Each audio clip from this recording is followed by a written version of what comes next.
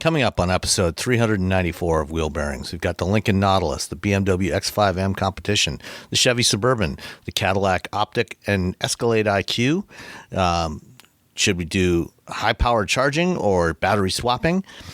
Honda may or may not be buying hybrid batteries from Toyota.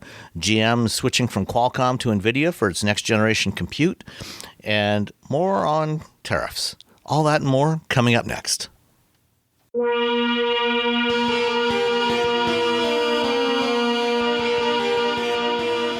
This is episode 394 of Wheel Bearings. I'm Sam Abual-Salmon from Telemetry Insights. I'm Stephanie Brinley from S&P Global Mobility.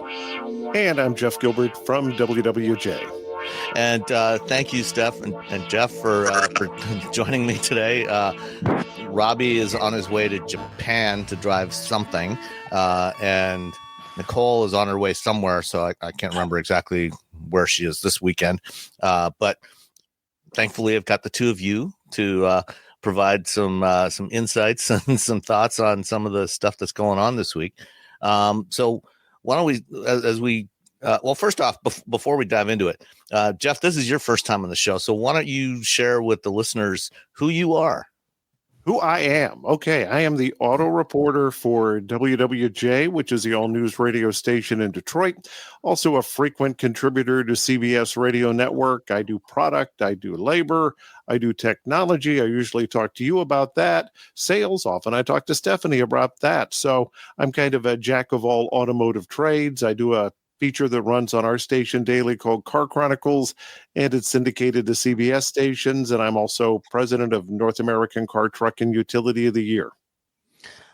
And all three of us have known each other for a long way too time. Long. Yes, many years. Long time, many years. Yeah. Many years. So it's great to finally have the two of you both on the show here with me today. So you may not remember this, Sam, but I met you the only time I ever flew on a private corporate plane. It was a GM flight to Las Vegas. Was that the CES trip? Yeah, 2008, 07 or 08. One of those. Yeah, right before bankruptcy and right before they took those away. Yeah. So that was long as also. Yeah, that was an interesting trip. That was both my first time on a corporate jet and also first time at CES. And that CES was the first time that I ever rode in an automated vehicle, which was the Chevy Tahoe that won the DARPA Urban Challenge a few months earlier. Yeah. So wow. Yeah. And they're still not prolific. No, still not prolific. Although I did see a bunch around Silicon Valley last week. Yeah, I was in San Francisco last week, and there were a lot of Waymos, a lot of them around. Yeah. Yep. Yeah. I met up with somebody from Zoox the other day as well to get an update on what they're doing, and nothing I can share on that today. But yeah, it's the progress is happening ever so slowly, just creeping forward. It's been 5 years away for the last 20 years. Yeah, pretty much. Yeah. Kind of like fuel cells. Hydrogen. Yeah. Yeah. Yep. Yeah. Fuel cell. Autonomous. All right. Well, let's start off by talking about what we've been driving. Steph, is there anything that you've been driving this week? Well, last week I was in San Francisco because we were driving 2 new Cadillac electric vehicles. Which were both very, very interesting in their own space. Cadillac Optic is the smaller crossover, sits below Lyric. They did a really neat job with that one and focusing on handling and focusing on dynamics, and it's adorable and it drives really well. And and they have this new Dolby Atmos sound system in there that is just to die for. It sounds really amazing. Although at the same time, as we were driving the vehicle, we were using streaming audio. So I'm like, okay, well, there's a bit of a conflict for me. You've got this really great audio system, but you're using streaming audio, and I'm not quite sure it's quite up to par. And not all Amazon has some streaming stuff that's Dolby Atmos, but there aren't a lot. It was Amazon and Tidal. So what you then have to look at is your streaming service, what songs are available that are programmed in Dolby Atmos to be able to take full advantage of it. But if you've got it, it is amazing. It really adjusts the sound for whatever space that you're in. And it uses a lot of spatial relationships to figure out where a sound should be. Example, if you want a song that sort of starts low and starts like feels like your artist is singing right in front of you, but then you want the music to crescendo to behind you, it does that, but then they want it to come back forward in front of you again in the chorus. It's amazing to hear that sound kind of wrap around you in a completely different way. Cadillac is going to extend that on other models for 2026 as well, but Optic starts first. Optic doesn't have the NACS adapter yet, but it will be first. It will be the first GM with the NACS. They announced with the built-in port. With the built-in port, they confirmed that it'll have the adapter. But so that's an interesting step for that as well. It's just sized really well, and it's still expensive because it's a Cadillac luxury EV and all that. So it's not cheap, but it's less expensive than Lyriq. It sits really nicely in there. The Escalade IQ as well. Really interesting. You know, a lot of clever features in there. I think one of the things that I think is neat that General Motors did with that is the four-wheel steer system enabled what they call on Hummer a crab walk. So the vehicle can kind of move diagonally, which is very strange for me in a driver's seat. I'm still not used to it, but with the idea of making sure that it mates what the vehicle's intentions are and how they're going to use it in Cadillac, it's an arrival mode. So you can push arrival mode and sort of glide up to the curb and get dropped off and do this in this really elegant, dramatic way. Whereas in Hummer and Chevrolet, it's more about getting out of tight spots and maybe not, off-road things where things are really difficult to maneuver. You've got an extra maneuverability there. And in Cadillac, they made it do something that is really special for Cadillac. So I thought that was really cool. I think that the Cadillac IQ visually, we saw it. I think all three of us saw it. And background when Cadillac revealed it in a sort of studio space a while back, maybe a year ago. Mm-hmm. And when I saw it in the studio space, I was like, I don't know, like it's big and it's chrome and it's got stuff, but does it really feel like Escalade? Does it really feel like it has enough presence? And in that studio space by itself, I wasn't sure it did, honestly. But seeing it on the road, it absolutely does. It carries every bit of Cadillac presence that it needs. So I thought that was really great. Drivability, I liked the Optic a lot better in terms of just how it drives and how it feels. But I think slightly smaller and lighter than the Escalade. It's smaller and it's lighter, and they've done everything with the Escalade IQ that they've done with the Hummer and the Chevrolet trucks with four-wheel steer, and a lot of things that make it feel more nimble than it is and smaller than it is, but it's still big. It's hard to kind of get around that. So dynamically, the Optic is more fun. But what I liked about the Escalade IQ is it absolutely has a presence. They certainly focused on making sure that it has all the luxury feel that it needs to have. There's a lot of great technology in it, but I hesitate to say that there's really fresh technology in it, in the sense that it's a lot of stuff that GM and Cadillac already have. It's good. It's well done, but Super Cruise, we all love. I think all of us on this podcast love Super Cruise, but it's not new to Cadillac. It's not even new to Escalade because gas Escalade has it. So there's really great technology, but it isn't necessarily brand new technology. I'm not quite sure which element is never before been in Cadillac or never before been in an EV. But it looks good. And Jeff, I think you said you were there. So what did you think? Yeah, I was there. I think. Different wave, obviously, because we go on different waves. But I agree with pretty much all you said on all of those vehicles. What was the word you used for Optic that I probably wouldn't use? Delight? I don't know, whatever. It was more delightful. Yeah, but it was a great vehicle. Talking about the Escalade, I mean, it is an Escalade. You expect it to be bold. You expect it to be big. It does drive a little smaller than the gasoline Escalade, but you're not going to do any wild driving with it. The acceleration, of course, is awesome with that with that big battery on it. I like the fact that they've got so much range on it, but you start adding things up. The vehicle that I drove cost $150,000. So there aren't a lot of people who are going to be driving it, but it makes a statement. Now you flip the other side with the Optic. That I think is probably the most important Cadillac in a long time, because that is actually a practical EV. That's actually a vehicle that you can love and not even realize that it's an EV. It's just a very nice vehicle for what it was. And I'm a radio guy. I'm a geek for anything audio. The Atmos system is really cool. They took us to the Dolby Studios to see how it's mixed. It was great to see how they did it. But it is a bit gimmicky because, when you talk about the depth, sometimes the music is coming from places, it sounds cool, but if you're sitting in a theater, the piccolo is not going to come from your right. It's going to come from in front of you. So it's kind of like what they did the old days with 3D movies, where somewhere they had to have somebody with a ping pong ball shooting out at you or something like that. So it was a bit gimmicky, but I'll admit the music sounded beautiful.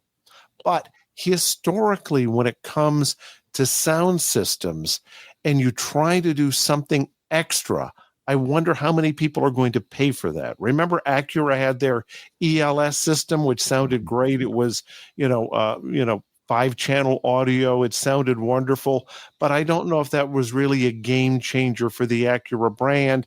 And as Stephanie mentioned, there's not a lot of product out there. If you hook up your iPhone to it or any other kind of MP3 player, you still have an MP3 to start with. You don't have the beautiful streaming audio.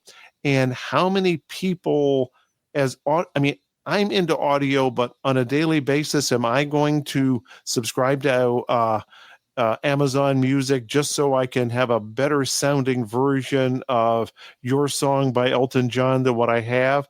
Historically, we have found that you get to a certain place, and frankly, I've got a Suburban I'm test driving this week that has a really nice sounding audio system. Not as good as that, but for a lot of people, it takes more work to get to that higher end. So I'm wondering if that's going to be a game changer, as great as it does sound. I agree. I'm not sure it's going to be a game changer, but I think people do pay, because you've got base audio and you've got premium audio, and even if they don't understand it all, I think there's an audience for people who will buy the premium audio. And Acura went away from ELS, but they didn't go away from continuing to make sound important. They're just working with Bang & Olufsen now.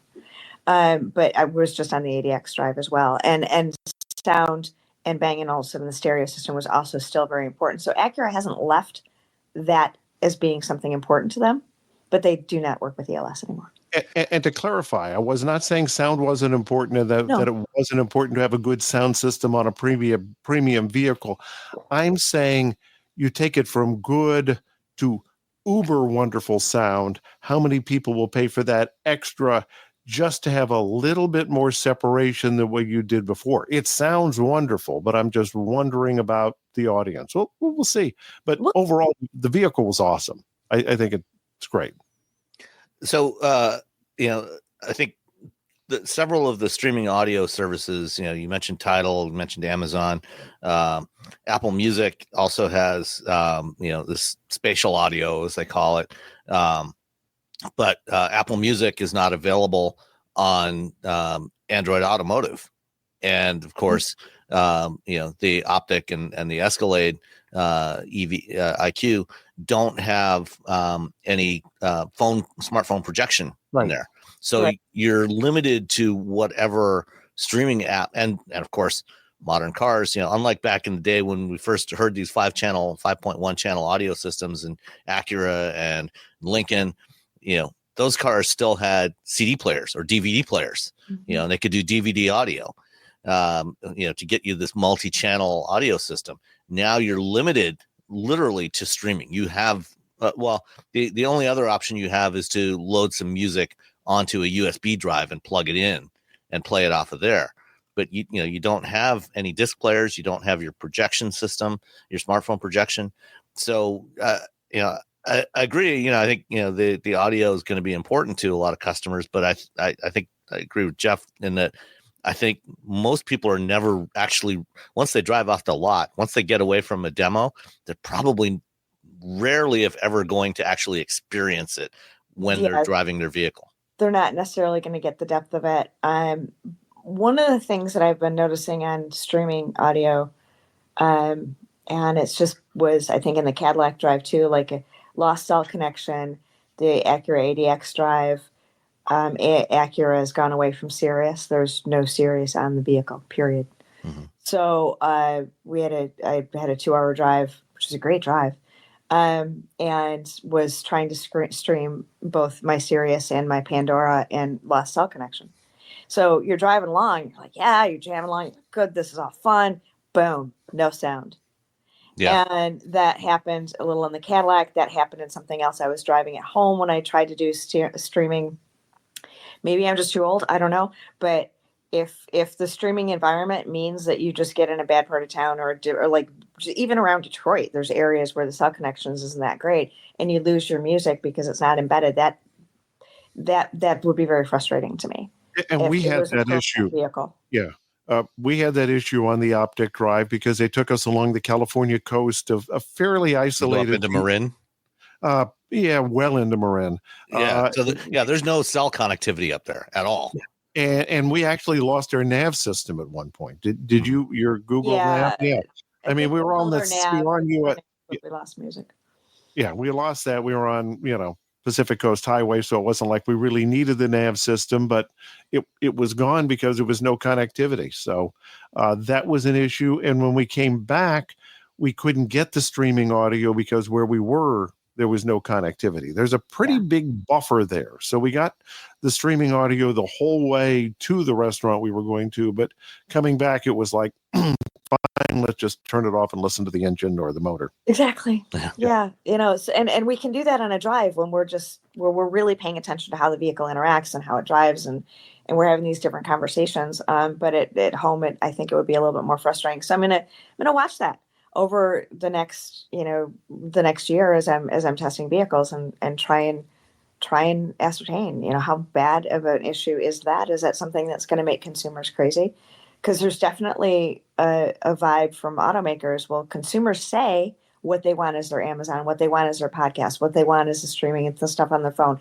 And when consumers keep saying that, automakers are like, well, fine, here you go. We don't need a Sirius XM antenna. It's a pain to put in. It's a pain to engineer. You got to extra cost. It's got, whatever. We can get rid of that because you're telling me that all you want is what you're going to stream off your phone or off data if it's not your phone. But the flip side of that is no connectivity, no music. And every automaker that has these streaming based systems, Android Automotive systems or other systems that rely heavily on streaming, when you buy the vehicle, they give you some amount of complementary connectivity. With the vehicle, anywhere from 1 to 3 years, or in GM's case, actually 8 years for that stuff. But like you said, if there's no connectivity where you are physically located, that doesn't matter. And then once that complimentary period runs out, now you have to keep paying in perpetuity every month, paying some amount of money, typically a minimum of $25 a month to get a data connection, so that these features that you thought were built into the car will actually continue to work. And I think that's going to be a real issue for a lot of consumers going forward as they start to realize this more and more. These Android Automotive systems are still, relatively new. Most of them are still under that complimentary connection period.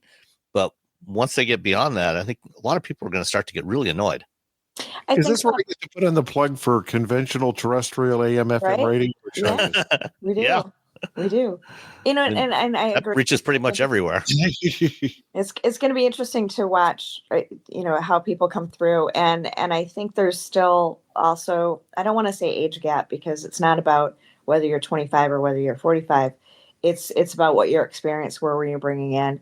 And if you sort of grew up with 10 years of streaming services at home, and that was the dynamic, and you didn't necessarily grow up with the same environment that we did, maybe in 5 years when their free connectivity, times out, it doesn't seem as difficult for some buyers that are coming into market with a different set of expectations and a different way that they manage their lives. I don't know if that's going to make it okay. Certainly it's frustrating for a number of people. It's going to be like, but I already bought a radio, but Yeah, constant fees. I find frustrating. But again, you've got people coming into market that have a different set just because of where they grew up, what time they grew up, what they had access to. But one question that I have, and we're starting to see more and more of these GM EVs on the road that do not allow Android Auto or Apple CarPlay. And I'm just wondering, are we starting to see consumer pushback on that? Because for me personally, and it may just be me, that's the first thing I do when I get into a vehicle is hook up to my Apple CarPlay because I'm comfortable with it. And I just wonder what the comfort zone is for others who can't get it, and that's about the only brand now that you can't get it on. Yeah, and that's one I put down in the sort of, it's going to be curious to see, because I do that same thing. I almost always plug in CarPlay as soon as I get in a car, but I'm in a different car a couple times a month, and it's easier to do that. And then I talk with people that I know that have just bought a new car, or they bought a new car a little while ago and they haven't figured out how to do it. They didn't have it before, so it's not as ubiquitous as it sounds, I think, from a consumer's perspective. And the other thing that I've been trying to make sure that I do is not do that. I'm trying to, whether it's the GM system or Genesis GV80 or whatever system, I'm trying to spend a little bit more time with the native system and a little bit less time with CarPlay to get a better understanding of how difficult it is or isn't, and what that experience might be like. I think that it can be annoying. For certainly, some people are going to be like, I don't want that. It doesn't have CarPlay. But you had to learn CarPlay at one point. So you do have to learn a new system, but you're capable of learning a new system. So I think it's going to be mixed. I think it's certainly going to affect some buyers' opinions, but I don't think it's going to necessarily be the game changer. I think it'll settle down. And there's a bunch of advantages for the embedded system as well. Especially for relative to EVs. range. Yeah, especially for EVs. Relative to range, relative to understanding what's happening with your vehicle, and a whole host of things, that in some ways, what do you want? Do you want to know good range, or do you want to have like your CarPlay addresses? I don't know. It's an EV. I kind of want the CarPlay address. I mean, I kind of want the range information if you have to choose between them. The question is, why do you have to choose? Of course, that's a different question. But Especially if you're paying $150,000. Yeah. The Escalade IQ is, it starts at 129. So it starts up there. They don't expect it to be the same volume as a gas Escalade. And I'd say you still have the Escalade V. So you still have $150,000 Escalade. I actually think, depending on where you're priced and what trim levels you go with, there's some overlap between the gas and the EV pricing. It seems like a lot of money to me, and yes, it's going to limit how many, but I don't think it's going to necessarily hurt it for what it needs to be and what it needs to do for GM and for Cadillac. No, and I was just saying that to be a little sarcastic. Yeah. So I'm curious, the Escalade IQ is the first vehicle to get out in any volume. I don't know if GM has actually shipped any Celestics to customers yet, but it's the first one in volume to have that full width 55-inch display. So it's the same display that's in the Celestiq. What did you think of that? And the way that they use that screen space. What kind of, because after we're done with this part of the conversation, I'm going to talk about the Lincoln Nautilus, which also has a similarly wide display. But I'm curious what you thought of the way GM is using that full width display in the Escalade. You want me to go? It's beautiful. Yeah. Oh, sorry. You go ahead. Oh, either way, it's beautiful, but I didn't really use it any differently than I would have used any other display in a vehicle. It looks nice. It makes a great impression when you step into the vehicle, but I don't think I looked at it any way different than I would have looked at tens of thousands, it seems, of displays I've seen in other vehicles. But cosmetically, it's gorgeous. Yeah, it's gorgeous. It isn't if you step in and you decide you're going to buy an Escalade IQ, you're buying the whole package. And that's part of the package. Part of what makes that package really great is that it's beautiful. The display is gorgeous. You don't necessarily use it, I agree, any much differently than you do anything else. I did find that the having navigation in the center cluster, in the driver cluster, which has happened on lots of other cars, was more effective and much prettier and much better looking and much more crisp and much more detailed in the Escalade IQ than I think the others that I've really worked on it with, which meant that as we were playing with Amazon and Dolby Atmos, that my co-driver could have that center screen for the music and do all that, and it wouldn't interrupt my navigation. And I mean, like I said, we can do that with other vehicles. It's not the first time, but that map was one of the best that I've used that. So I thought that was a really good bonus for me in driving it. They also have added the turn indicator camera. So if you turn your left indicator on, the blind spot puts up the image of what's next to the vehicle in the middle and the center cluster and the center screen. In the center of the upper screen or down below? Upper. Okay. Upper screen. So if you do have navigation on the center, it covers it up. If you're whatever you're doing, that camera covers it up for a minute. And you know that's a feature that Hyundai and Honda have done in various vehicles over the years. It was surprising to me that the image that was projected there was really grainy. Like, as beautiful as the system was, for some reason that particular image was really grainy and not very pretty, and it was too big and in the way. I didn't feel that particular function, that was probably my least favorite function of sort of the infotainment and graphics. Probably pretty low res camera.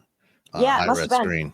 And a big screen with big pixels and a medium or low res camera, and it just didn't look that good. And Hyundai puts it in the center, in the driver center cluster, instead of putting it on the center screen. Honda used to put it on the center screen, and it, especially if you're driving in traffic and you're losing the navigation, you turn that on and your map goes away, and you're not it's a comfort level. I'm like, don't take my map away. Just don't ever take my map away. It's a frustration and it's a distraction. Yeah. Yeah. Actually, Stellantis is unfortunately doing the same thing on the Wagoneer S and the Charger Daytona.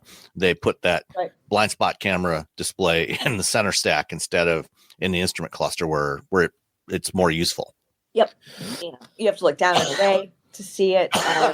And it's only, I think it's super useful in really urban traffic where you've got more pedestrians and you've got more bicyclists and things like that. On the freeway, you should have a good enough sense of surroundings. Yeah, there's lots of areas where it's not. It's just more information that's noise. Yeah. Cadillac did a really good job of the passenger side screen where they can work on it. You absolutely cannot see it from the driver's seat when you're in drive. Can't see it. Okay. Couldn't read what was happening over there at all. Put it in park and I could. Drive couldn't read it, which is good. That's what I should not be able to read the passenger. So does it change the filtering based on what information is on there? Like, is there again, referring to the Lincoln, that display is always on. It's not used for video for the passenger for anything like that. Is Cadillac doing anything like that, or is it just always not visible to the driver? That side of the screen not visible to the driver when you're driving? That side of the screen is not visible to the driver when you're driving because it's more like Grand Wagoneer. It's interactive and passenger can do maps and put video in and stuff like that. So unlike the Nautilus that is just static information, this is dynamic information and it's meant for the passenger to be able to check stuff out. So you don't want the driver to see it. Okay. What about the performance on the Optiq? Because the Optiq is based on the same hardware platform as the Equinox EV, but it's a bit heavier because it's got more features and stuff. They did bump up the power a little bit from I think 282 for the all-wheel drive on the Equinox to 300. But how did the performance feel overall? Is it adequate? I found it crisp. I found it handled nicely. They love to take us on curvy roads on these events, and we went through some fairly good switchbacks. It handled nicely. By the way, you put it on one pedal driving, you don't even have to touch the brake when you go through those switchbacks. That's not how I like to drive, but I experimented with it that way, and you certainly can do it. I felt it hug the road nicely when I put my foot down on the accelerator and needed to get onto the freeway, I had no problem with it. I mean, it's not, you're not going to take it to the drag strip, but for everyday driving and to feel like the acceleration you expect in a Cadillac, I think it fit the bill. Yeah, I think delivered as well. I would be curious to see an Optic V because, Yeah. I like V cars, but that's a me problem. That's not a most driver problem. No, the Optic. I agree with Jeff. It handled really nicely and it felt very balanced, and the power was there. Everything that was you mentioned is related to Equinox. Everything that makes the Equinox really great for a Chevrolet in this segment, Cadillac has done the same. For the Cadillac, they've interpreted it properly for the luxury space and for that vehicle. So it's a solid, strong entry, and I think it's definitely worth consideration if you're in that space. And I think a lot of people will be very happy with it. 300 horsepower is nothing to sneeze at, right? Yeah, it's good power, it's good range. It is heavier than some other EVs, yeah, but that's just. You notice that in some switchbacks occasionally, but most day-to-day driving, it's not something that people are going to notice. If we're worried about people not noticing the audio, they're not going to notice the weight. They're not. So I think it handles well, and I think it's responsive in that way. So they did a good job with that. I'm pretty excited about it, actually. Cool. All right, Jeff. Sure. Anything else you want to talk about on the Suburban? You mentioned the Suburban. You want to talk about that some more? Yeah, the Suburban is a Suburban. It's everything you expect. It's big. You can put a lot of stuff in, and we're in the process of moving from one house to another, moving a few things. So it was good to have a Suburban that I could cram a lot of stuff in this week. And I did a lot of driving in the Suburban because my wife works in Lansing, my son lives in Grand Rapids, and I visited a lot of gasoline stations this week. That is the one thing about that is it's got a big tank and it's very thirsty. Good fuel economy for a vehicle that size, but it's still, if you buy a Suburban, if you buy a vehicle like that, realize it's not an economy vehicle. So that was one of the things that was probably a negative about it. But size-wise, I mentioned it has a very nice audio system. They give us upscale trims. I believe it had an $85,000 price tag. So the vehicle does not come cheap, but it does what you expect a Suburban to do. Mm-hmm. Did you have the 6.2 liter V8 in there? I believe so, yeah. Yeah. What kind of fuel economy was it getting? Like sub 20? Yeah, I would think it was right around 20. I did not do the math on it, but it was, there were a lot more stops at the gas station than I expected it to have, even with those frequent trips back and forth. Yeah. So, they of course do offer the Suburban with the 3-liter diesel, the inline 6 diesel, which is a fantastic engine. And that one does get quite a bit better fuel economy than the gas. And that might be worth considering. Yeah. So if you're going to for a vehicle like that. Yeah, it's definitely something I think that anybody considering something like this, unless you need the maximum towing capability, because the V8 does give a little bit more towing capability than the diesel. But if you want, better fuel efficiency, then that diesel is a fantastic option, I think. And it'll be, looking forward to seeing the electric full-size SUVs from GM when they, other than Escalade, because we've discovered that Escalade's expensive, right? But when you get into that size, it'll be cool to see how consumers react to the EV versus not, because you've got range issues, towing is a little bit different with the electric.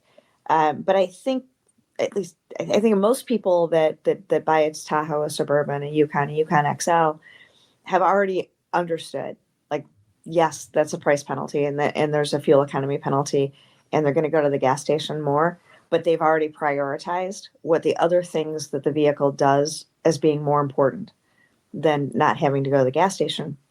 So, in 2 or 3 or 4 years, it'll be really interesting to see for those, especially the ones that aren't towing, that are just using it to haul stuff and going back and forth from Lansing to Grand Rapids and things like that. If you do start to see buyers realize that, wait a second, I can get what I need and not go to the gas station because I can go electric, and see how quickly people adapt to that. on a natural level rather than an incentive level, right? I'm curious to see how those really come together and what consumers do with them. And a lot depends on how you use the vehicle. I would not be a typical suburban customer. I mean, if you're a suburban customer, that means you've got a lot of people, a lot of stuff you're hauling around. You've got a bunch of kids who you take to soccer or baseball practice or whatever. So that becomes your priority. And okay, if I've got 5 kids, I've got to pay a higher food bill too. So what's another higher gas bill? Right. And, in 4 years, maybe when you've got more electric ones out, what do people do? Maybe that person does go, wait a second, I could do or maybe some EREV options. Or maybe some EREV options. Say I can do everything that I want to do and I don't have to go to the gas station as much. And that's really how the electric vehicle system and market should evolve. Is customers realizing that they get more out of it than less. And by the end of the year, probably we should see, or end of the year, early next year, we should see the Jeep Wagoneer available with the powertrain from the Ramcharger, which is an extended range EV. So it'll do somewhere 140 to 150 miles of electric range, which will cover all of your daily driving needs. And then when it's time to hit the road to go to Yellowstone or the Grand Canyon or somewhere, you just keep on going with the EREV. Yeah. All right. Okay. I drove a couple of vehicles this past week as well. While I was here at home, I had the 2025 Lincoln Nautilus. It was the Black Label hybrid. And I think all of us got a chance to drive it last year at the launch program in Palm Springs, and after spending a week with it, my opinion hasn't really changed. I mean, it looks very nice. The interior, as with all Lincolns of recent years, is really nice, really well executed. It's got that 48-inch coast to coast display. And after driving it for a bit, the information that's on the right hand side of the screen, which stays there all the time, although you can turn it off. Basically, on the right hand side of the screen, you can put up to 3 different widgets with some various information like weather or your media player, or there's a few other options there. The trip computer. Cool. Basically, it's stuff that is not. The way it's done. It's not distracting. The information density is fairly low. So you're not. If you do glance over at that stuff, you're not spending a lot of time scanning to look for what information you want. It's just fairly minimal amount of information. I'm not sure it's actually all that useful, but it's not problematic. I think what is more problematic, and actually, I think where the screen is, up on top of the dash, basically up at the base of the windshield, so that especially the gauges and stuff that are in front of the driver and the map that are in front of the driver, are there kind of in your peripheral vision when you're looking at the road anyway. So, and with the somewhat squared off steering wheel, so they flatten the top and bottom of the steering wheel so it doesn't cover up the display. You've got a good clear view of that. It's always available there. It's not blocked off like, say, in the Prius or the Toyota BZ4X, which has the little gauge cluster kind of in the same location, but with a round steering wheel. So half the time it's cutting off the bottom half of that screen. That's not a problem here. So you can see the information just fine. But because it's so far away, it's not a touch screen. So as in the Escalade IQ, there is a traditional center display, touch screen that controls most of the stuff. However, I think in the Escalade, it's angled more so that when you glance down at it, it's kind of angled up towards you. Whereas in the Lincoln, that screen is fairly vertical. And so ergonomically, it's not great.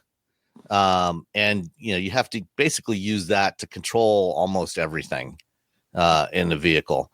There's stuff you can do with the buttons on the steering wheel, which is fine, but Um, as I've said from the first time I drove it, my biggest complaint about this thing is that they copied this stupid thing that Tesla started and Rivian has copied and some others have done, of having the vents controlled through the touchscreen interface. Instead of being able to just reach out and grab a little handle and move the vents, you have to go through the touchscreen to adjust the vents.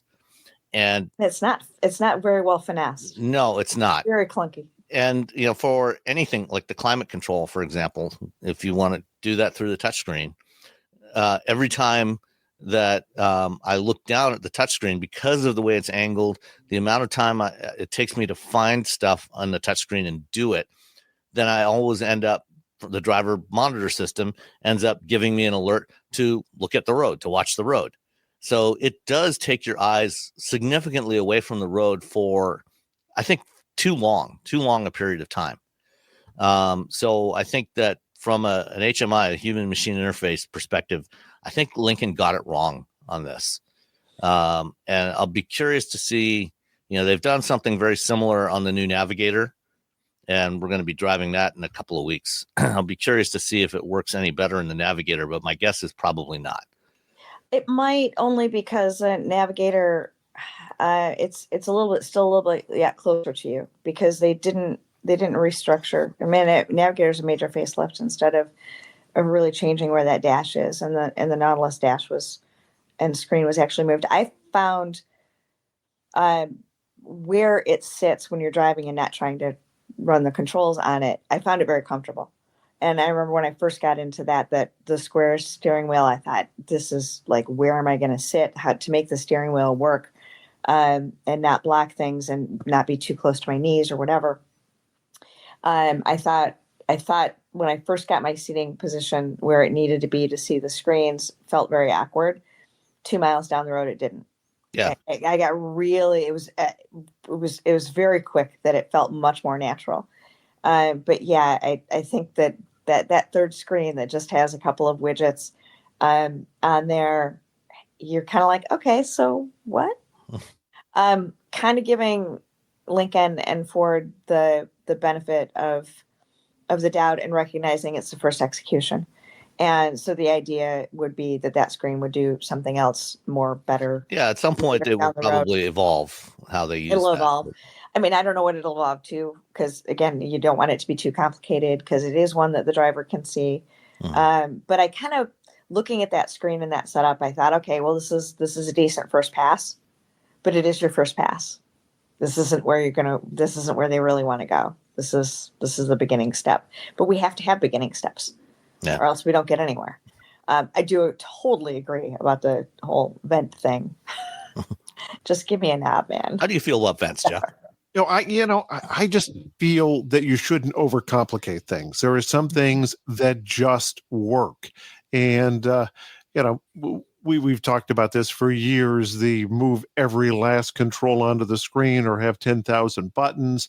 Do you want a volume control? Do you want a slide control? I mean, we've been through so many of these where we've kind of learned that there are some things that we just do. We turn up a volume with a knob. We're used to doing the knob. And even when people do the kind of weird integrations where you have a knob that is physically on top of a screen, it still works better. And my thought, when you get to these panoramic displays like Lincoln and like Cadillac that we're talking about, that isn't even so much for user friendliness. That is for aesthetics. Mm-hmm. That's something that's a design cue every bit as much as a chrome accent, a leather seat, a vegetarian leather seat, or whatever you want to call it. But it isn't, I don't even look at those big screens as something that are necessarily for usefulness. It's just like wow, I've got something nobody else has. Unfortunately. I don't disagree with that, but this is where we're at. Screens are screens. Screens are going to keep coming bigger, and displays are going to evolve. Augmented displays, and when we start really projecting things on the windshield, then we're going to see a whole other. Yeah, and we'll be seeing that, starting with the new BMWs towards. We'll probably see them the beginning of next year, but to drive them, but end of the year. So And then you also get into the workability of things. I mean, how many times have you had a screen fail on you, or in a vehicle you cannot adjust the volume of a radio, you can't turn it up, can't turn it down? I mean, I have literally had to pull vehicles over, turn them off, open the door to make sure the vehicle knows it's off, and turn it back on again to reset a system. Yeah. Mhm. Yeah. Yeah, there needs to be they need to put a reset button for the infotainment system in cars, so you can just hit, if something goes wrong, just hit the button, just like on our old computers. You had a reset button on the front of the case. Just do the same thing in your car. Just reset the entire infotainment system, and while you keep driving, that would be nice. But yeah, I mean, like I said, having that that screen, up higher at the base of the windshield, a little bit further away. One place where I think it actually worked really well was with Blue Cruise. One of my complaints with Blue Cruise on Ford and Lincoln vehicles has been with their HMI, because they don't use a light bar like GM does.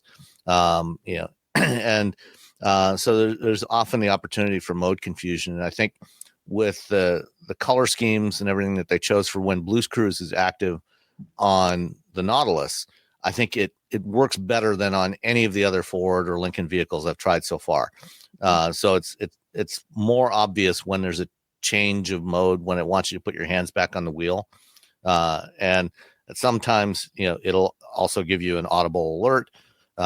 Although I prefer the haptic seat that GM uses and that Stellantis uses on their systems. But at least it's more clear to me when it wants you to do it.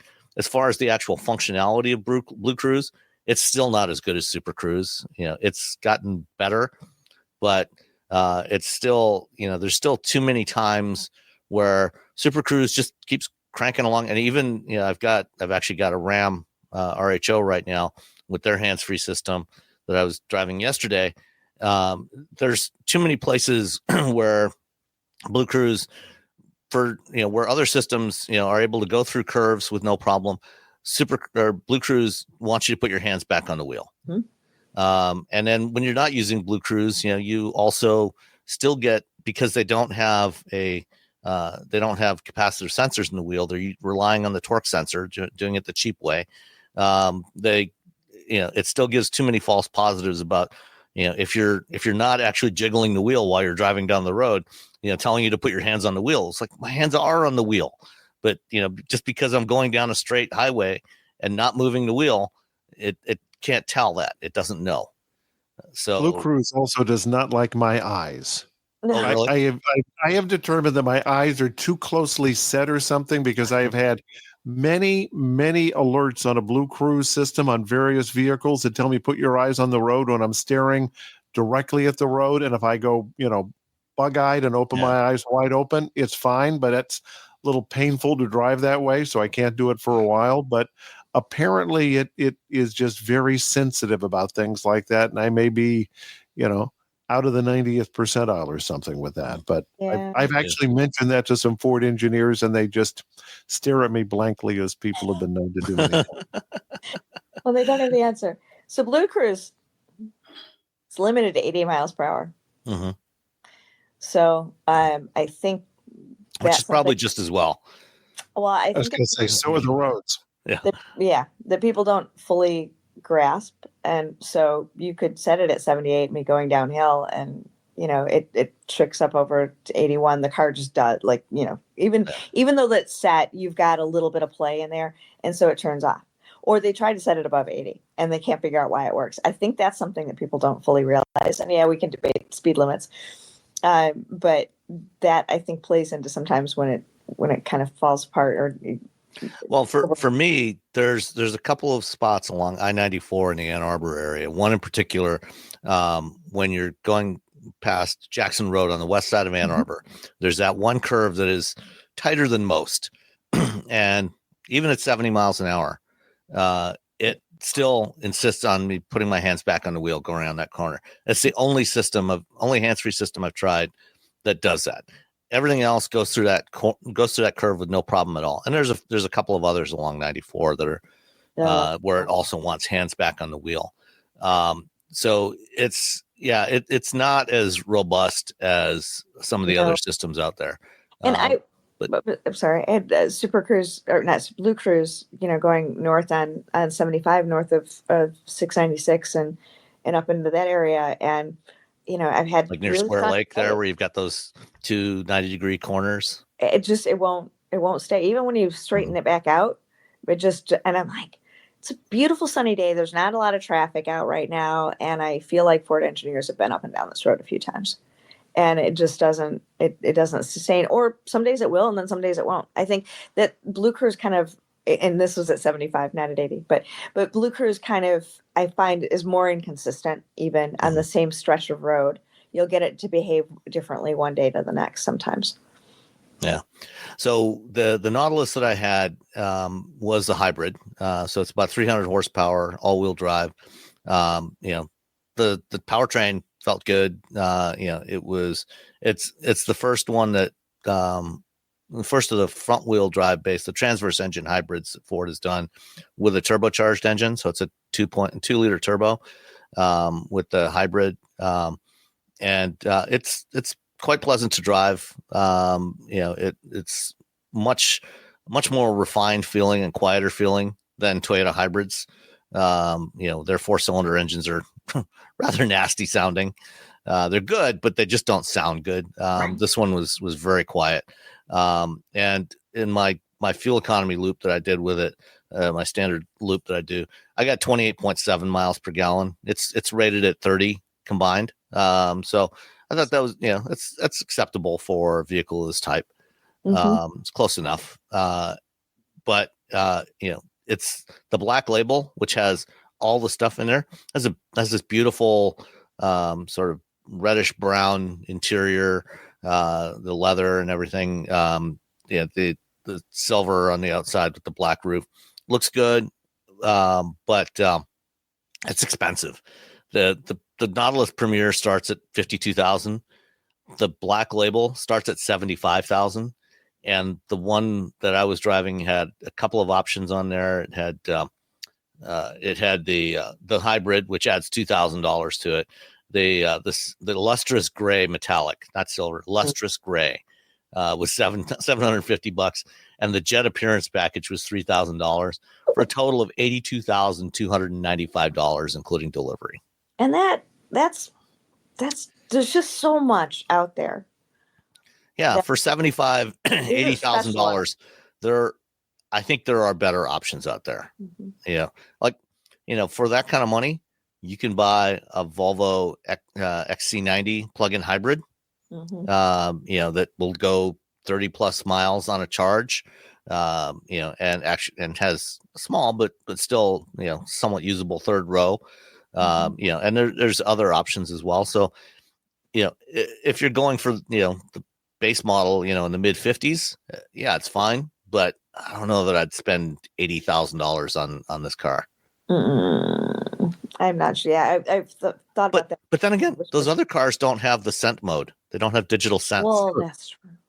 But we joke about the scent mode and some of the gimmicky type things. But the one thing that I think Lincoln has done very well is capturing the middle American, middle class, upper middle class buyer. It's somebody who is probably not going to be cross-shopping it with a Volvo or a BMW or a Mercedes, is probably going to be more leaning toward an American vehicle, somebody who makes a lot of money, but not a lot of money with a capital L.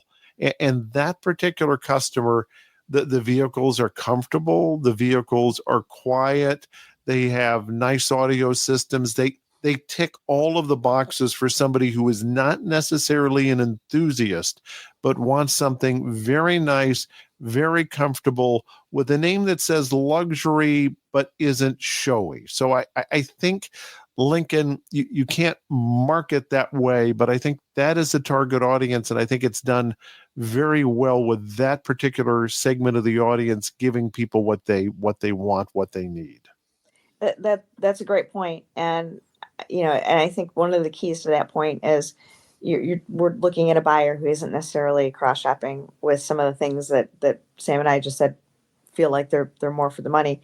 And you do when buyers shop, they aren't necessarily looking at 10 different options. They're going to narrow it down to 2 or 3 brands really quickly. They probably had 2 brands in their mind to start with. And that doesn't mean that buyer is wrong for not extending their shopping dynamic out more than they do. But you're right that it is a nice home for those buyers, and it does deliver on what they want. When I drove that one, I liked the gas engine a little bit better. I do agree with what you said about the hybrid being certainly adequate and quieter, and the fuel economy on it was fine. But I felt like the gas one was just a touch more responsive. Well, the gas one is also about Lighter. 300 pounds lighter. Mm-hmm. So, you're trading off about 50 horsepower for about 3, or I think it might even be almost 400 pounds. So yeah, you're right. The gas one, when we drove it last year, did feel a little more responsive. And it's not a track car. It's not a go fast car. It's not about that sort of race mentality. It just is more responsive, and sometimes that feels better. Especially when you're frequently jumping from electric vehicles to gas or hybrid vehicles and back again. It's like all of a sudden you get back into an internal combustion vehicle, and it's like, why is this thing just sitting here when I step on the accelerator? I mean, Right. What's going on? It's yeah, it is a little it gets to be a little disconcerting when I mean, for most people that's not going to be the case, but we're kind of in a weird situation because we're driving different cars all the time. But when you're going back and forth, like I remember a few months back, going from, I think I had like a Kia EV6, and then the next week I had a Hyundai Santa Fe. And, the Santa Fe just felt so slow by comparison. And not that it was actually that slow, but it's just losing that instant responsiveness, especially, when you're at a stop sign waiting to turn onto a busy road, and there's a gap. It's like, okay, go now. And you step on the accelerator. It's like, it's kind of waiting where it finally goes. I forgot. I had a series of EVs, and then a regular SUV, and I forgot I'd been driving with one pedal. Rolling up to the stoplight, going, "Oh, wait a minute! I have to do something here. I actually hit the brake pedal this time. I have to use that. Oh, that thing over there. It has a purpose." Yeah. So the other vehicle I drove this week while I was out in the Bay Area, I had a BMW X5M competition, which was in this fantastic Marina Bay blue metallic. It was the color, the paint was gorgeous, and definitely need more vehicles with cool colors like this. It was an amazing color. But the X5M, is the performance version of the X5. So, the X5 is, kind of similarly sized to the Nautilus, but these two cars couldn't be more dissimilar in so many ways, even though they're basically the same form factor, same size, but and interestingly enough, the Lincoln is built in China. The X5M built in South Carolina. Mm-hmm. But the X5M, Funny how that happens. Yeah, I know. For those that don't know, BMW is actually the largest exporter of vehicles from the United States. Mm-hmm. Of anybody. They export more vehicles than anybody else because their Spartanburg plant builds most of their SUVs, and they are, for many of their models like the X5, they are the exclusive production facility for those vehicles. So they ship X5s, X6s, X7s, XMs all over the world. So I think more than half of their production in Spartanburg is exported. But anyway, the X5M, unlike some of the more pedestrian X5s, has a 4.4 liter twin turbo V8 with a 48 volt mild hybrid system, and it's got where'd it go now? 617 horsepower, and it feels like it's got 617 horsepower. I mean, the sucker goes. It's quick, and really fantastic seats in there. Very supportive. I took it for a drive up along Skyline Drive if you're familiar with that area up above Palo Alto and Sunnyvale, that area there in the mountains in between the San Francisco Bay and the Pacific, and very for a vehicle of this form factor, you wouldn't expect it to perform like this thing does. It just feels so impressive.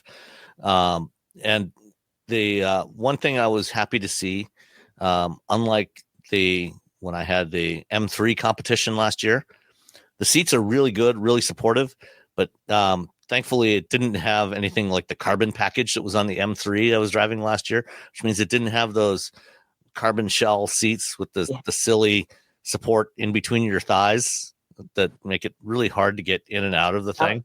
Mm-hmm. Just regular seats, lots of room in this thing for 5 people, lots of cargo space in the back.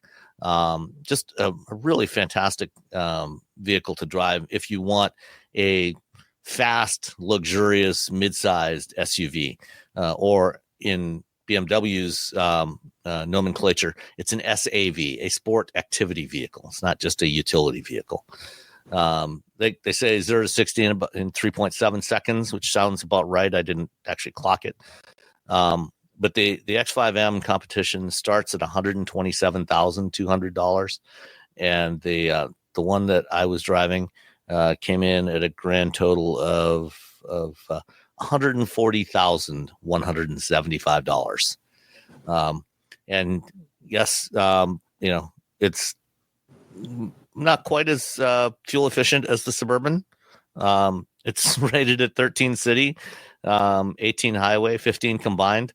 I at least according to the gauge, averaged about 17 miles per gallon with it, which, considering I was driving somewhat briskly a fair amount of the time, was actually pretty impressive. Mm-hmm. The mild hybrid system, does a good job. Gives you auto stop start because it's a 48 volt mild hybrid. When you come to a stop, it shuts off the engine. And when you unlike traditional auto stop start systems that try to restart the engine, either, when the battery starts to get a little bit low or when you lift your foot off the brake pedal, it doesn't have as much of a jerk to it when it restarts. And basically it was completely seamless. It was more like driving a traditional hybrid vehicle where you don't even feel the engine restarting. You can hear it, but you don't feel it restarting. So that, that all works really well. The latest iterations of BMW's iDrive infotainment work well. It's got wireless support for, wireless phone charging, wireless CarPlay and Android Auto support. Everything just worked really, really well. I very much enjoyed having this car for a couple of days. So it was good fun. $140,000. Yeah. Well, you get what you pay for. But of course, considering the area you live in, you could take that to your $1.5 million 3-bedroom ranch house. Oh, in California. Well, you think you can get a 3-bedroom ranch for $1.5 million in that area? Maybe I'm out of date. It's more like about a 700-foot shack, 700 square foot shack, and that you buy it for the property and tear it down and build a much bigger house. Yeah, it's I'm not there yet. Kind of, yeah. Yeah, I don't think anybody in this business is. Anyway, yeah. Let's move on to some other stuff. So let's talk about charging and battery swapping a little bit. There's a couple of interesting announcements this week. BYD, beginning of the week, announced their new Super E platform, which is 1,000-volt electrical architecture. It's coming out, start launching later this year on a couple of models. And they say that it's capable of charging at 1 megawatt, so 1,000 kilowatts, which is 3 times faster than the fastest chargers we have here in the US right now. So 1,000 volts, 1,000 amps. And they claim it'll add on about 250 miles of range in about 5 minutes. So that's one approach to adding range very quickly. The other approach, there was an announcement of a partnership between CATL, world's largest battery maker, and NIO. NIO is a Chinese EV manufacturer that one of their big claims to fame has been battery swapping. All of their models to date have used a common battery pack form factor. They have over 2,000 battery swap stations in China now. And you can pull your NIO into one of these swap stations. And these swap stations are not very big. They take up about the same footprint as 3 standard parking spaces. So you pull in, there's an automated system that goes in, unbolts the battery from your car, drops it down, moves it over, brings you a freshly charged battery, lifts it back into place and bolts it back up. But right now that system is only available on NIO vehicles. And anything that, only their vehicles use those battery packs. CATL, a few months back, launched a system that they're calling Chaco Swap, a standardized battery swap system, which rather than swapping the entire battery pack, it's a modular system. So you've got smaller modules. They're not real small. I think they're about 20 kilowatt hours a piece for each module, and so it's a standardized module. And then vehicles can be designed to use any number of these. I think up to about 3 or 4 of these modules, and they can orient them however the manufacturer wants. The swapping system can handle it. If you mount it sideways in the vehicle or longitudinally. And NIO is launching a new lower cost brand because their current models are fairly premium.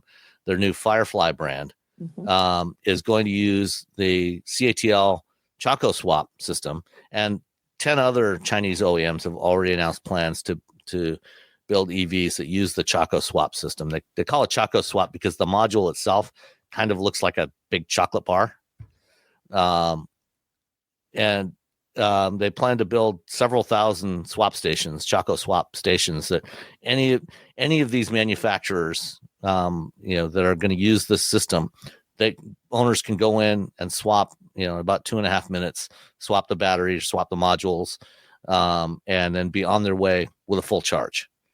What do you think about megawatt DC fast charging versus battery swapping? It's customers getting used to one or the other in some respects. Both of them need enough scale. They need to be where your customer needs them to be, actually, is what it really comes down to.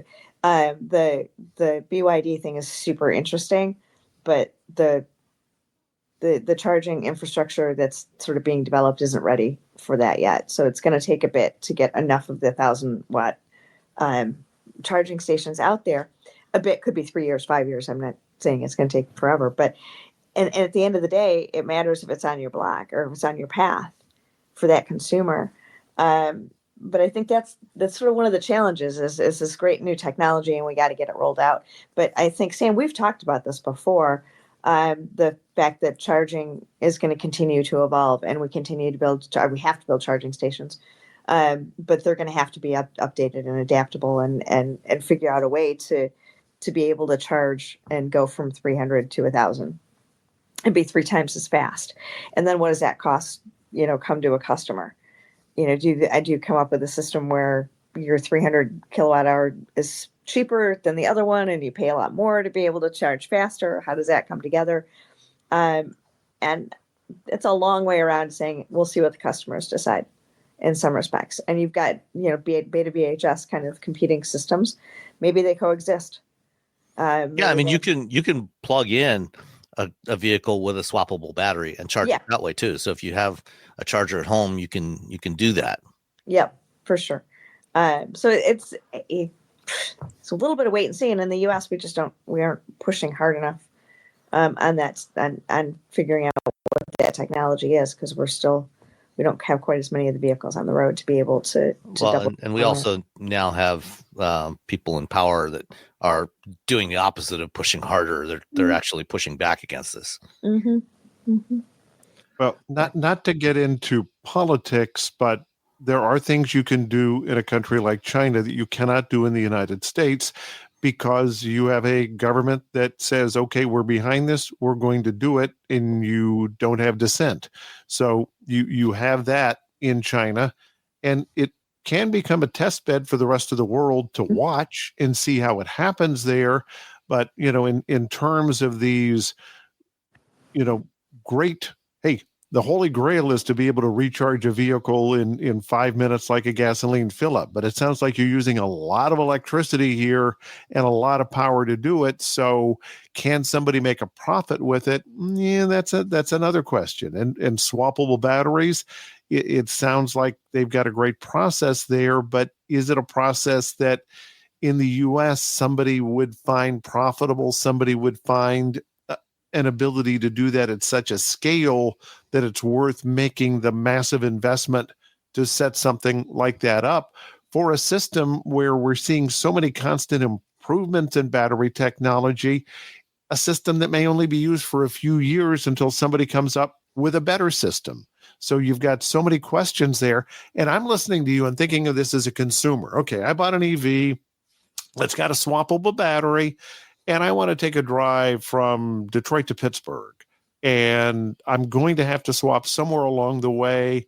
Okay, where do I swap? Do I swap it when I've got 30% of charge left? Do I swap it when I've got 20% of charge left? Do I really risk it and swap it when I've got 10% of charge left? So there are all of these things that the consumers have to figure out in their mind. And if I wait till 10% of charge left, what happens if I find a station that doesn't have a swappable battery? So I better do it at 30% of charge, and it's going to cost me more money. So all of these things are going to be going through a consumer's mind, and that's why swappable batteries are, like we talked about, automated vehicles. They're 5 years away and have been for the last several decades. So, let's see how it plays out. And I think in some respects, we talk about the 5-minute charge versus gasoline as being a holy grail, and I'm not sure that fundamentally is, because I think that if you're making this transition and you're doing a long drive and you sit a little bit longer, there's other trade-offs in your life that you're making, and you're charging at home so much. I think the more effort on making sure that home charging is more robust is probably going to be more effective. I mean, Americans buy for your road trip, even if you only do one a year. But after you have your first electric vehicle, I haven't owned one yet, so I'm guessing a little bit here. But once you have your first and you've done, your 2 road trips a year or your 1 road trip a year, and you start figuring out how it works and how to work with that and how much time you have to plan, and because you do still have to plan. And as infrastructure does get better and it gets a little bit faster and there's more of them, I think it becomes less important that it's 5 minutes, because as you live with an electric vehicle and own it, you're not really you realize you don't need to replicate the system that you had for a gas engine. It's a different vehicle with different dynamics, with different fuel properties and different energy sources. And over time, you learn how to work the system that's better for that vehicle, not how to figure out a gas system that works for an electric vehicle. So I'm not convinced the 5-minute charge is the most important thing. Consistent infrastructure. Yeah. Is and, much and I think there's a lot of challenges, with the 5-minute charge concept. For example, you need a lot of power going to the charging station, a lot of power. And, there's a lot of locations where you just don't have that much power available. And if you want to have a charge station with 6 megawatt chargers, you need a minimum of 6 megawatts, because you've got to have enough power to support all of those, charging at maximum speed. Otherwise, they're going to be charging at significantly lower speeds. And so that adds a huge amount of cost. Charging at a megawatt also puts a lot of strain on your battery, which means the batteries may not last as long. You're going to have, that's generating a lot of heat that has to be dissipated. So you need, actively cooled charging cables. So there's a lot of challenges associated with that, doing that really fast charging. Now, I've been skeptical on the battery swap model in the past, mainly based on the fact that, every EV's got a different battery form factor. And, the economics of it are challenging if you don't have standardized battery packs, because right now, I mean, NIO's got 2,000 swap stations across China, but all of their vehicles have the exact same battery pack.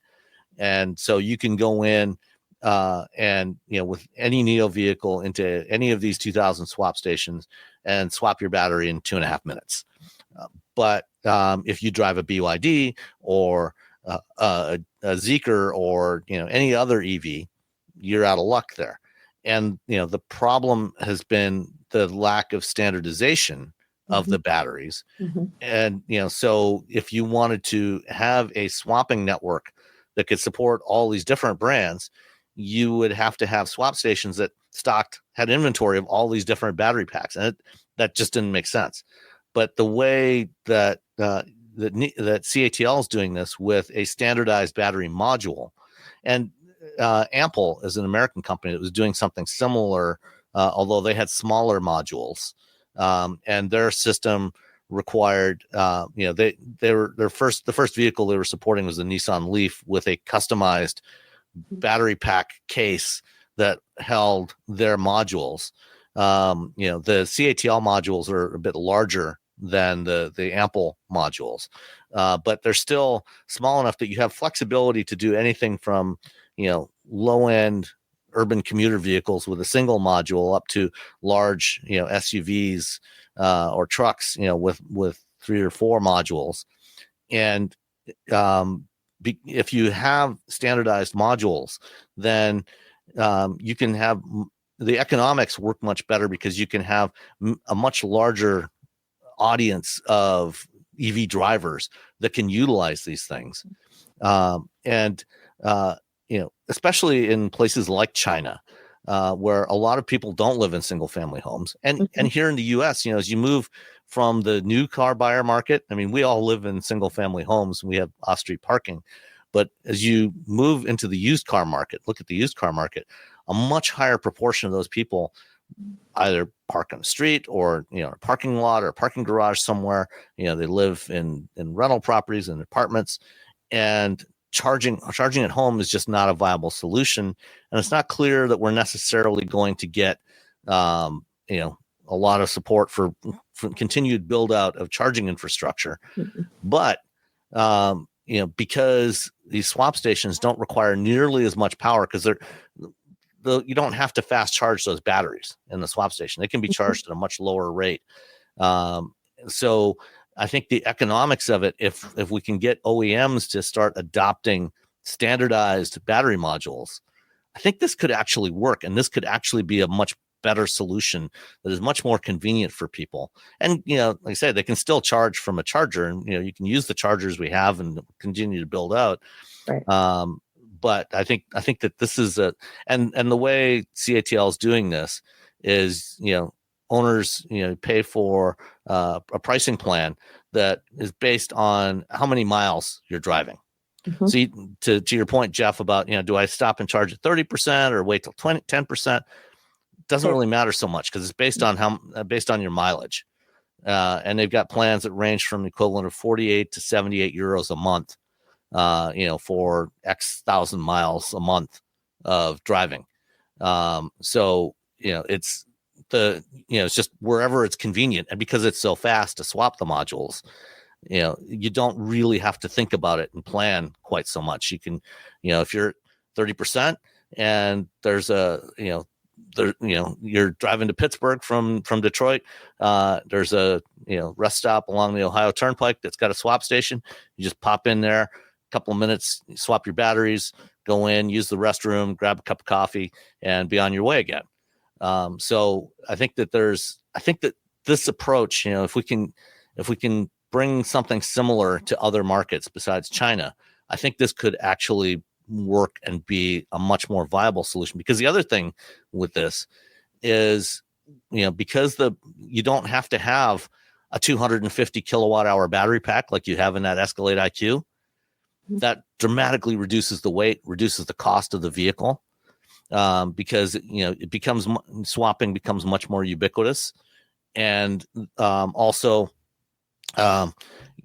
when you buy the vehicle, you don't have to pay for the battery up front, right? Or you don't have to pay for all of that battery up front. You buy the vehicle and then you sign up for a swapping plan, and you pay for the amount of battery you use on any given day, not necessarily what you might need once or twice a year.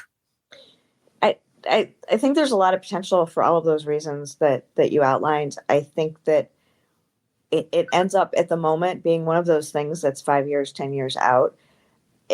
Certainly here in North America, yeah. For sure. I mean, in the sense of automakers currently seem to be focused on developing their own battery systems right now, and they haven't figured out that commonization of a battery is going to be what happens. It almost feels like they've got to they feel like they have to figure it out themselves before they can be like, okay, I'll just buy the battery from somebody else, but I need to know how that works and I need to know everything about it. So I'm going to develop my own, and it'll be better because it's mine. But you've got to get that sharing across and that commonality. And I mean, we don't have commonality on lighting signatures or CarPlay or any number of things on the vehicle. So getting to a point where there's enough commonality in the propulsion system, I think, is the biggest headache in there. And that gets into how automakers see where they see their competitive advantages in the vehicle. And as long as it's tied to the propulsion system, as long as it's tied to how that battery performance goes, the less interest there is to share and have a common form. But logically, it's the thing that makes sense. I was just going to say the commonality problem with EVs goes a lot further than battery swapping. I mean, if I have a gasoline-powered vehicle, which I do, I can go to any gasoline station I want. I don't need to download an app for it ahead of time. It's simple. I know how to do it. I know what to do. If I want to do public charging today, well, do I have Electrify America? Do I have ChargePoint? Do I have whatever? And I have to have an app for it. I have to kind of know how it works. All right. I just bought an EV with one particular charging port, but I can put an adapter on it and go to the Tesla one, although the next one I buy may have the Tesla NACS charger on it. So at this point, this shows that we're still in the infancy there, and it's really going to hurt adoption of EVs until it becomes commonized and simplified. And maybe people won't need 5-minute recharges. Maybe 20 minutes to a half an hour will do. But the bottom line is the comfort level is not there because it still has this Wild West feel that I've got to do this if I want to charge here, that if I want to charge there. I can't be spontaneous. I still have to plan a little bit more. So I think those things are holding it back. But I agree with you. Maybe it'll come. But, at this point, when we can't agree on lighting, how do we agree on batteries? And I think that you're right. Those things are holding things back right now. And where I see the biggest opportunity is, I kind of alluded to it with some other stuff, is those buyers are coming in and their first car is an EV. And maybe they saw their parents filling stuff up, but it's not necessarily that their experience is what we've grown up with. And all of the things that you said, they have to have the app, you have to plan, you have to do this. If that's their baseline isn't necessarily, did I go to the gas station? And then their next step gets to be something a little bit different, and their whole outlook is different. And the things that we find maybe a little bit more annoying are less, because it's just how it works. And that's part of it. Part of it is building up infrastructure and all the things that we're talking about. And I go back to the idea that an EV transition is, 10, 15, 20 years to get to huge share. It's going to be slow. Yeah. With technology, it takes time. And even if it takes 15 years, our gas station network and sort of the way gas stations work took 50 years to develop. They haven't really changed in 60. So if we can do and get to a point, we've added more snacks. Right. But if we can get to a point where we've got, whether it's swappable batteries or whether it's a better infrastructure, how it ever comes together, and we can have something that is consistent enough, or that even if it's not consistent, that consumers can work with and is affordable. If we can do that in 15 years, that's a heck of a lot faster than we got gas on the road. So I still think there's opportunity to solve all these problems. And as But long as those it's going to take discussions need to time, be happening now they do. because it does take time to implement that. So It does. And it's very confusing. You're right. It's Wild West for consumers right now. I mean, they don't know what they're looking at. They know what pumping a gas station is. Even first time EV buyers don't necessarily understand what you need to know about kilowatts and batteries, because it's different than it's not just like plugging in your iPhone. You Yeah. plug in your iPhone and it pretty much charges at the same pace no matter where you plug it in. That's not true of your car. absolutely. All right. So which one of you was it that moderated the event with Bob Lee? That'd be me. So tell us about that, Jeff. Yeah, Bob Lee is the, I believe, North America president of LG Batteries, and he had an event with the Society of Auto Analysts that they asked me to moderate. Now, much of it was talk about many of the things we've talked about now. The EV transition, it's going slower than many people expected. Obviously, as the president of a battery company, he is still very high on EVs. A couple of interesting things that he mentioned at the event. Was they're in the process of buying the plant from General Motors in Lansing that was going to power GM vehicles. And he says they have a customer for the batteries there, but he's not yet saying who that customer is. But obviously, in mentioning it, it's not General Motors. So they've got somebody else lined up for the batteries there. In talking about tariffs, he was guarded, as most CEOs and presidents tend to be, but he did talk about the fact that most of the battery plants they have built are in the United States. They're building one in Windsor for Stellantis, and there are concerns about bringing those batteries and those vehicles across the border, and obviously concerns about getting the raw materials to the battery plants with tariffs. And like many in the auto industry, he said that, okay, we can change our footprint, but it's not something that we can do overnight. So those were, but there was one really interesting thing that he mentioned that I was going to follow up on, but I saw the Detroit News followed up on it a little bit faster. He said that he has suggested, what about an all EV zone in the city of Detroit to promote EVs? And I didn't follow up yet talking to the city of Detroit, but they're like, we've never heard of this idea. So I don't think that's going to happen, but it was nice theoretical to talk about it. You might see a few blocks around Michigan Central Station or something like that. Detroit's not ready for an all EV zone. No, not yet. Bloomberg last month actually reported that Toyota is going to be the customer for the batteries from Lansing. They initially had a deal with LG to buy batteries produced at the Holland, Michigan plant, and Bloomberg reported that they've transitioned that over to using batteries from Lansing instead. I think GM was still considering at least some of those batteries. I don't think they were. They may buy some, although I suspect they won't actually need the capacity from there, because they've got the two other joint venture plants in Lordstown, Ohio, and Spring Hill, Tennessee, with LG, plus a plant with Samsung in Indiana. And so I think for the time being, those three will probably meet their needs.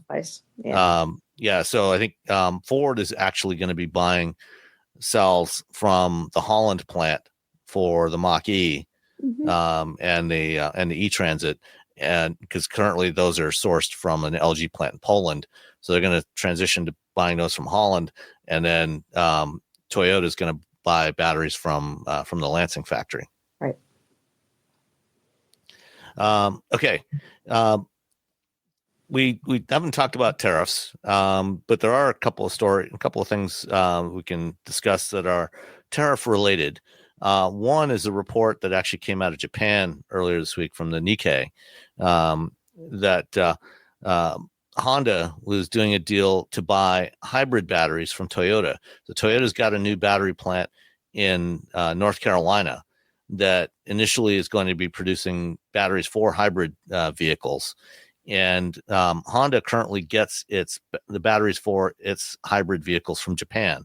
But because of tariffs, it's being reported that they are doing the deal with Toyota to get those hybrid batteries from that plant in North Carolina. I reached out to Honda earlier this week, and they declined to comment on any of that, as would be expected. But that would make sense, from a tariff perspective. If they get those batteries sourced in the U.S., that's even on a hybrid, that's a relatively expensive component. That would be a significant cost savings for Honda, and it will be for Toyota as well, to be getting those batteries from a U.S. plant instead of from Japan. And then the other thing, before we started recording, Steph, you were talking about cash flow with tariffs. And explain to the listeners what you were getting at there. Companies may run into a cash flow issue with this, in that, so when you, as I understand it, when you're paying tariffs on this, the automaker or supplier, whoever's sending it in, is going to pay the tariff either at the spot, at the border then, or within 5 days or so.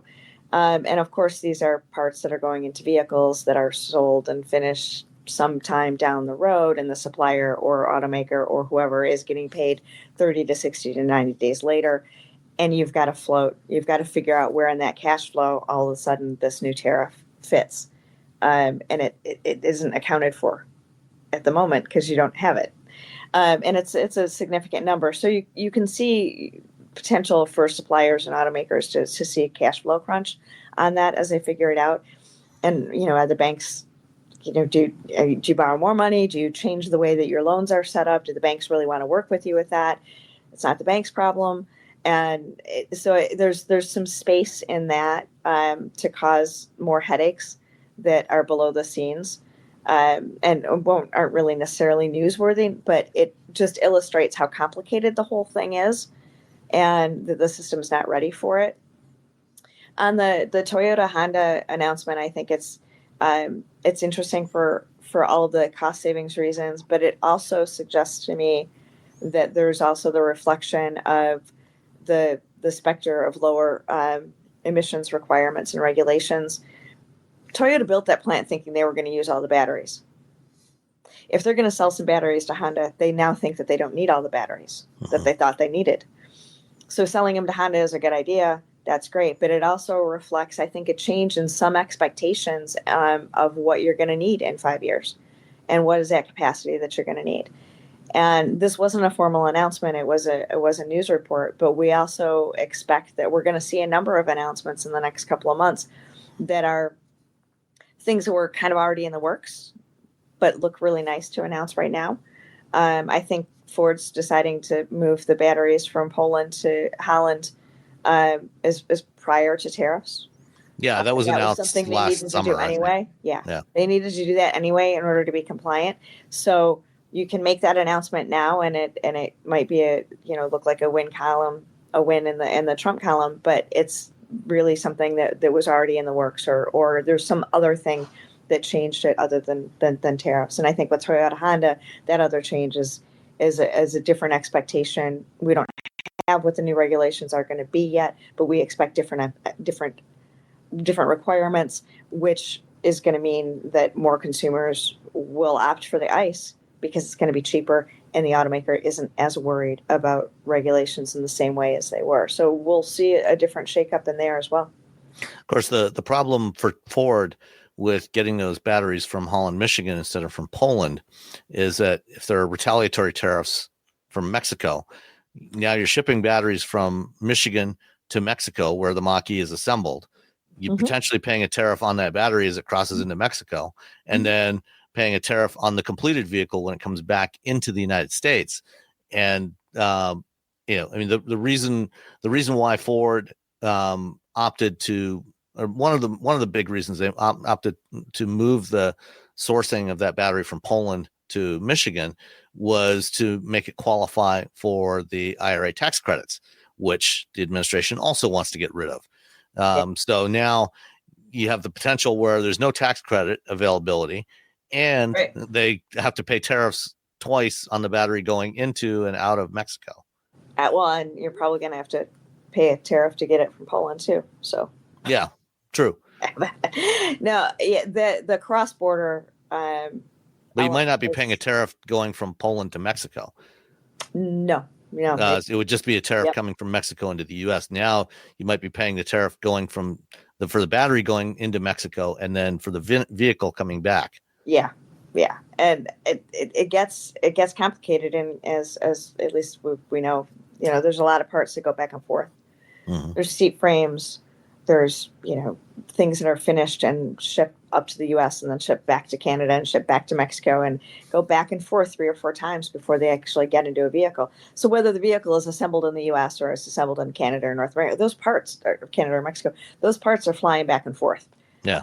Not literally flying, probably trucks, but they're going back and forth. And if every piece, needs to get a little bit more tariff action, it's not 25% on a finished good. It's 25% at every stage, which adds up. And looking at Canada and looking at the steel and aluminum tariff on top of Canada, you've got 50%. Yeah. On steel and aluminum.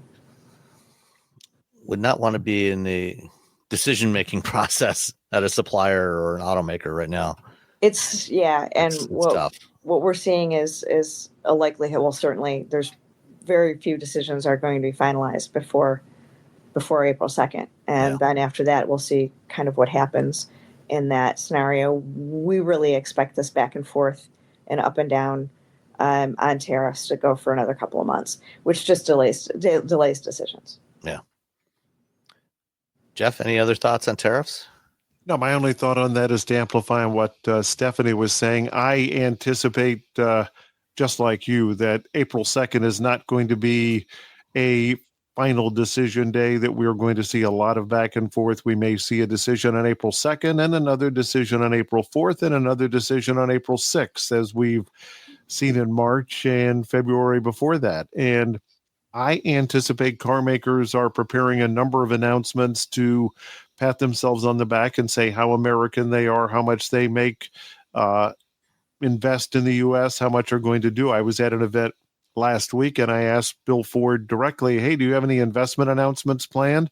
And he said, we always have investment announcements. And it's just a question of timing those to get the most benefit politically or otherwise. Thank you, exactly. AW Talks. Yep, yeah. But I followed it up with, well, you can't blame a guy for trying.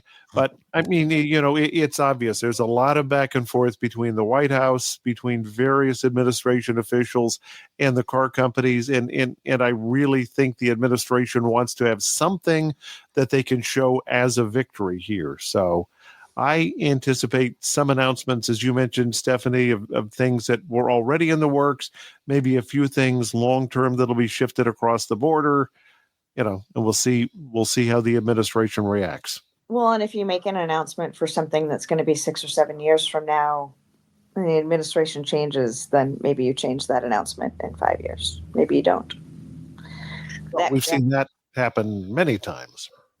Yeah, but eventually a decision is going to have to be made. But I think right now we're seeing decisions delayed, which is interesting. You get that knock-on effect that 3 years from now we'll be talking about cars that are not there, cars that are getting older, or when is the next generation coming, and it'll be very difficult to trace. But it'll come back to this. It'll come back from just his decisions not being made. Yeah, but to your point, otherwise, I mean, just look over the past decade. Look at when Ford's Flat Rock plant was going to be the center for electrification, and it's not. Then Oshawa was going to be the center for electrification, and now it's going to make pickup trucks.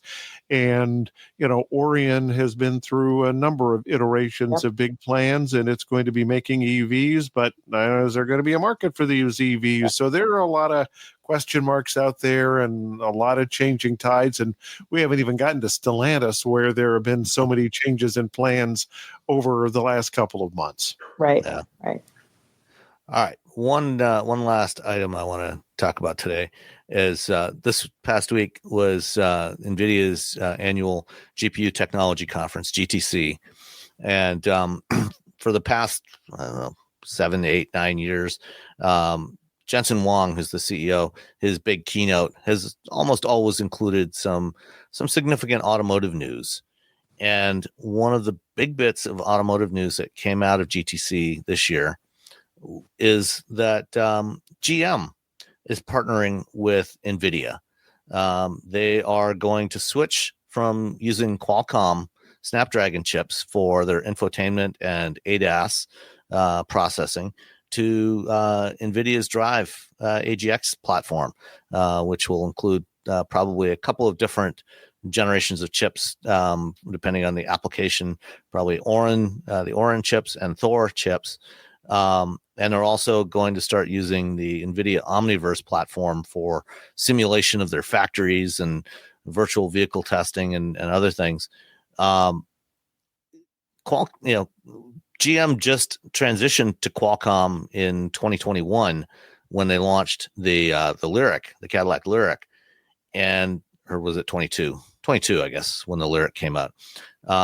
And the Lyriq was the first one to go all Qualcomm for the infotainment and the ADAS software, ADAS compute. And now they are ditching Qualcomm and going to NVIDIA. And NVIDIA's chips are very powerful. They have a lot of capability. But it's interesting seeing automakers. Just not that long ago, Qualcomm was getting a lot of traction in the auto industry, especially on the ADAS front. Volkswagen was going to use Qualcomm's Snapdragon Ride chips for all of their future ADAS, but that was when Cariad, their software division, was going to do all that software. And well, things haven't been going so well at Cariad. And so they decided with the decision to drop Cariad for the next generation ADAS systems, they went with Mobileye. Mobileye's software only runs on Mobileye's chips, so that left Qualcomm out in the cold as well. And we're seeing more and more automakers adopting the NVIDIA platform, with Volvo, Mercedes-Benz, Polestar, a lot of Chinese OEMs, now GM going with NVIDIA for their next generation stuff. That means they're going to have to make a lot of software changes, at least to their low-level software. GM hasn't had a sterling track record when it comes to software launches in recent years, although they may be getting a little better. They may be getting a little bit better. Yeah, it's a big change. It's a big change to make, and given the Lyriq connection and was there something that wasn't working right with Qualcomm, and can GM address their software issues with switching providers? I don't know, but that might be part of it as well. You never know what's going under the surface. I mean, how much money are they spending on one company versus another? What kind of pitch has NVIDIA made versus Qualcomm to save a few dollars? Was anything at all connected to some things they were planning to buy for Cruise now that they're not doing Cruise? I mean, there are so many things going on underneath the surface here that we don't know about that may be impacting this. It may make it worth rewriting some software if you, over the long term, save several $1 billion on your chip purchases, or you're more likely to get the chips and have fewer factory problems. There are just so many things there.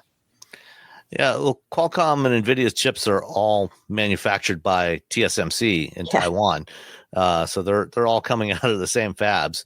One thing the reason I was out in the Bay Area this week is I was moderating a panel at the Synopsys Executive Forum on re-engineering automotive engineering, and one of the Synopsys, one of their main lines of business, developing simulation tools, for chip design. So their simulation platform can model a chip design. So even before you have actual silicon to test on, or boards to test on, they can develop a virtual model of the chip and the ECU that you can start doing your software development on. And when I visited GM's new software testing lab last summer, they have several hundred test benches with every different configuration of electronics and displays and switches and everything else for every different vehicle model across the GM lineup globally. that they can do hands-on or remote or automated testing with those. And one of the things they talked about was the next stage in the development of that lab was doing testing on virtual platforms. Mhm. And I'm pretty sure that Synopsys is working with GM on that. And so they've probably actually already been running this, new versions of their software platform on virtual NVIDIA chips and boards for probably several months already before this announcement came out this week.